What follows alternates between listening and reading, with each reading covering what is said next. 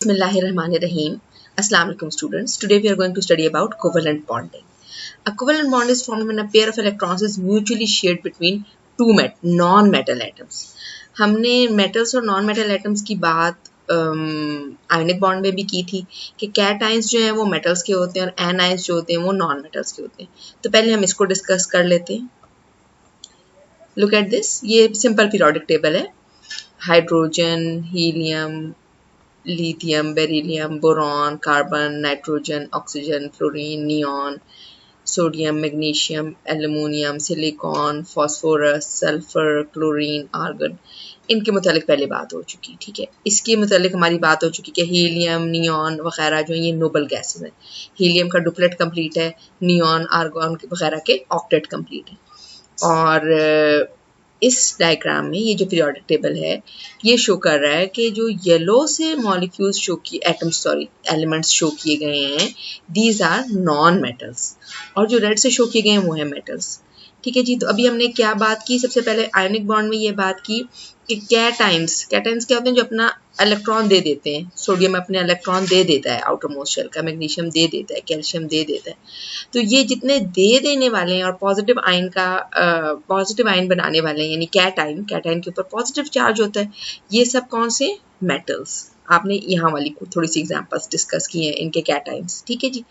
और जो एनाइंस बनाने वाले एलिमेंट्स हैं वो कौन से, वो ये हैं. अच्छा, ये तो कुछ भी नहीं बनाता. ये क्या है, नोबल गैसेस जो हैं इनकी वैलेंसी 0 है. ये कभी भी किसी से कोई ना इलेक्ट्रॉन लेते हैं ना देते हैं क्योंकि इनका आउटर मोस्ट शेल कंप्लीट होता है. यानी ये वाले जो हैं boron, carbon, nitrogen, oxygen, fluorine, silicon, phosphorus, sulphur, chlorine, hydrogen वगैरह, इनकी एग्जांपल्स हम ज़्यादा डिस्कस करेंगे. ठीक है जी. ये हैं नॉन मेटल्स. ये एनाइन बना सकते हैं यानी ये इलेक्ट्रॉन रिसीव कर सकते हैं क्योंकि इनको इलेक्ट्रॉन की कमी है. और ये एक और काम भी कर सकते हैं. क्या काम कर सकते हैं, they can make covalent bond.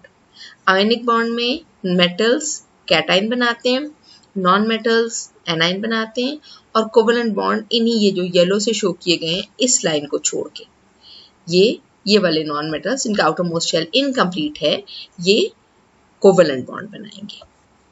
So basically covalent bond है क्या, ये हाइड्रोजन के दो एटम्स के बीच में जो एक कोवेलेंट बॉन्ड बनता है इससे देखते हैं. देखिए, ये एक हाइड्रोजन का एटम है, इसका एक ही इलेक्ट्रॉन है. ये दूसरा हाइड्रोजन का एटम है, इसका भी एक ही इलेक्ट्रॉन है.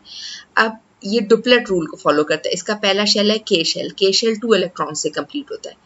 इसके पास भी एक है, इसके पास भी एक है, दोनों का इनकम्प्लीट है. तो ये एक दूसरे के करीब आ सकते, या तो ये किसी को दे दे या ले ले, ये भी काम हो सकते.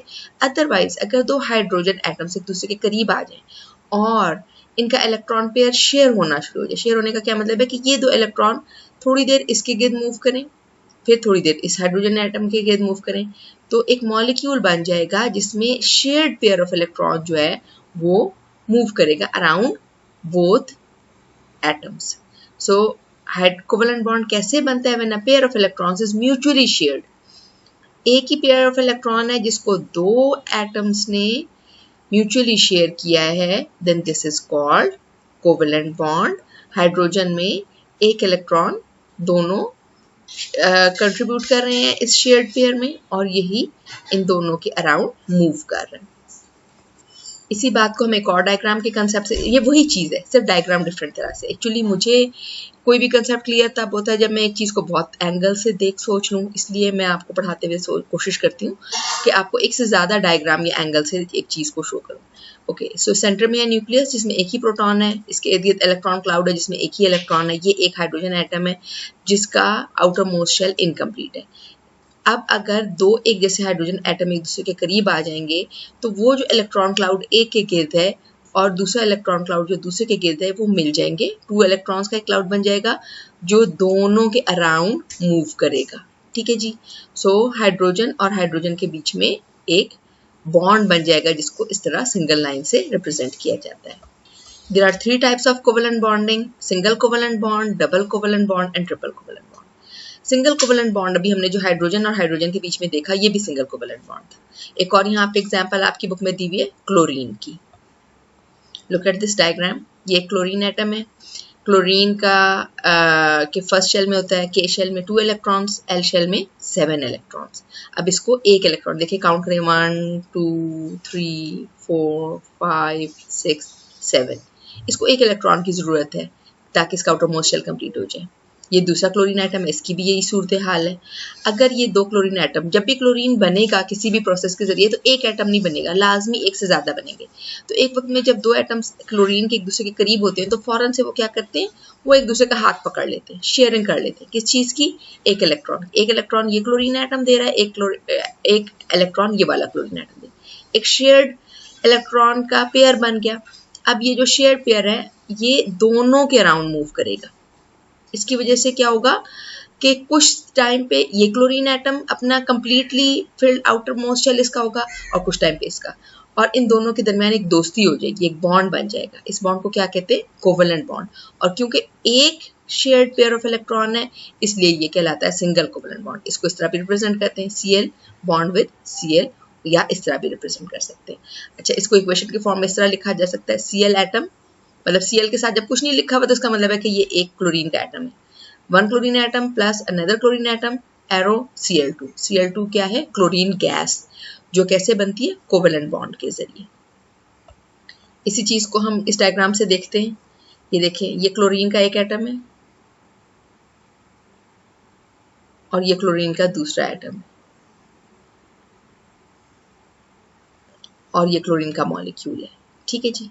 आउटर मोस्ट शेल में जितने इलेक्ट्रॉन हैं वो उसमें एक, देखिए यहाँ पे एक कम है और यहाँ पर एक कम है, 287 हेयर 287 हेयर, और यहाँ पे ये वाला जो है ये शेयर्ड पेयर ऑफ इलेक्ट्रॉन है जो दोनों के अराउंड मूव कर रहा है।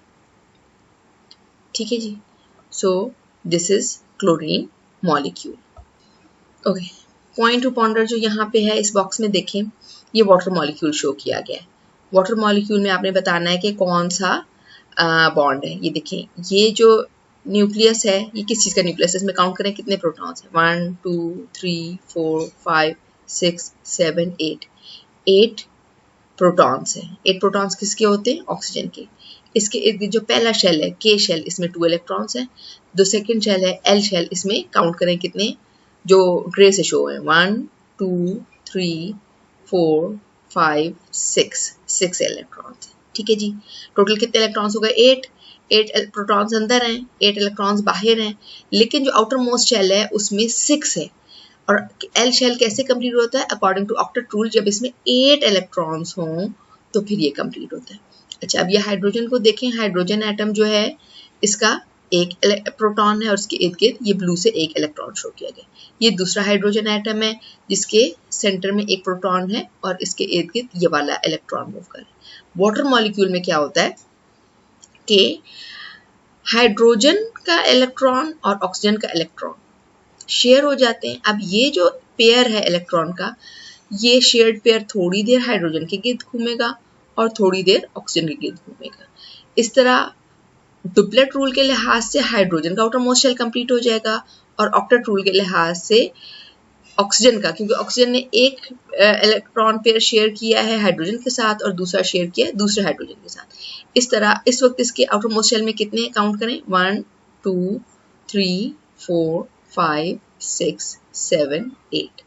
एल में है 8, लेकिन इसमें से 2 इलेक्ट्रॉन असल में किसके हैं? हाइड्रोजन के, जो शेयर किए जा रहे हैं। So the type of bond which is found between hydrogen and oxygen atom in the water molecule is covalent bond.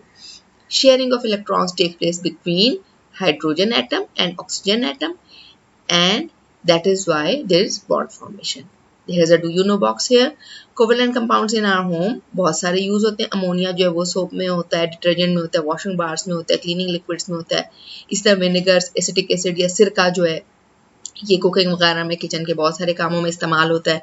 Methane gas वो गैस है जो कि हमारे चूल्हे में जलती है, जो पाइप्स के थ्रू हमारे घरों तक आ रही होती है, या जो CNG है वो भी मीथेन गैस है। Natural gas is methane gas, जिसके बहुत सारे सोर्सेज हो सकते हैं, चाहे वो बायोगैस हो, चाहे वो कोई अंडरग्राउंड सोर्स हो, जैसे कि पाकिस्तान में सुई के मुकाम से बहुत ज़्यादा गैस निकली है। अच्छा, ये स्टोव को कुकिंग के प्रोसेस में, गीजर्स में, हीटर्स में हम जो गैस बर्न करते हैं वो यही गैस है। इस तरह शुगर जो हम खाते हैं, चीनी, वो सुक्रोज है और उसको डेजर्ट्स या टी बनाने वगैरह में इस्तेमाल किया जाता है। So now we come towards formation of double covalent bond. A double covalent bond is formed when two pairs of electrons are shared between two atoms. ठीक है जी, consider an oxygen atom having atomic number 8.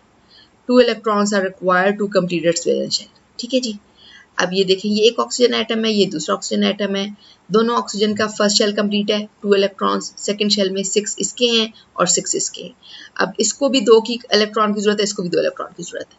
तो ये हो सकता है कि 2 oxygen atom एक दूसरे के करीब आ जाएं और एक के बजाय 2 इलेक्ट्रॉन पेयर शेयर कर लें। ठीक है, अब ये जो 2 शेयर्ड पेयर इलेक्ट्रॉन है, ये इसके गिर्द भी मूव करेंगे और इसके गिर्द भी इलेक्ट्रॉन क्लाउड की फॉर्म में मूव करेंगे। तो इस तरह क्या बन जाएगा, एक कोवेलेंट बॉन्ड नहीं बनेगा, क्योंकि 2 पेयर्स शेयर हो रहे हैं, इसलिए इसको कहते हैं डबल कोवेलेंट बॉन्ड। और इसको रिप्रेजेंट कैसे किया जाता है, 2 लाइंस के जरिए। ऑक्सीजन का सिंबल डालेंगे, फिर 2 लाइंस, फिर ऑक्सीजन का सिंबल, इस तरह भी इसको रिप्रेजेंट किया जा सकता है। So oxygen gas, oxygen molecule is formed by 2 covalent bonds. ये ऑक्सीजन कोवेलेंट बॉन्ड की फॉर्मेशन की एक और डायग्राम देख लें। ये देखें, ऑक्सीजन का एक एटम, इसके इलेक्ट्रॉनिक कन्फिगरेशन है 2,6। ये दूसरा एटम, इसकी भी इलेक्ट्रॉनिक कन्फिगरेशन 2,6, के में 2 इलेक्ट्रॉन, एल में 6 इलेक्ट्रॉन, 2 की कमी, यहाँ पे 2 की जगह खाली है। अब जब ये एक दूसरे के करीब आ गए तो कुछ देर के लिए 2,8 इसका, कुछ देर के लिए 2,8 इसका, और ये जो अनस्टेबल एटम्स थे ये मिलके एक स्टेबल मॉलिक्यूल बना देते हैं, oxygen molecule O2 with 2 covalent bonds. There is a science tidbit box here that covalent bonds are very important in biology because they are very stable and most biological molecules have covalent bonds. For example, glucose, protein and fats. जितने भी हमारी body के molecules हैं तकरीबन उसमें ज़्यादा bonds, सारे अहम मॉलिक्यूल्स के, ऑर्गेनिक मॉलिक्यूल्स के, उन सब के बॉन्ड्स जो हैं वो कोवेलेंट बॉन्ड है। फोटोसिंथेसिस जो प्रोसेस है जिसको आपने प्लांट के पोर्शन में डिटेल से पढ़ा है थोड़ा बहुत, जिसमें कार्बन डाइऑक्साइड रिएक्ट करता है वाटर के साथ और ग्लूकोज और ऑक्सीजन बनता है in the presence of light energy. इस प्रोसेस में जो बॉन्डिंग बनती ग्लूकोज में और ऑक्सीजन में वो कौन सी होती है, this is covalent bond. So photosynthesis is a process which makes new covalent bonds between carbon, hydrogen and oxygen and makes the molecules glucose and oxygen. The next type of bond is triple covalent bond. Triple covalent bond तब बनता है जब 3 pairs of electrons share होते हैं। इसकी example है nitrogen. Nitrogen का जो एटॉमिक नंबर है 7, इसके फर्स्ट शेल में 2 इलेक्ट्रॉन होते हैं, सेकंड शेल में 5 इलेक्ट्रॉन होते हैं।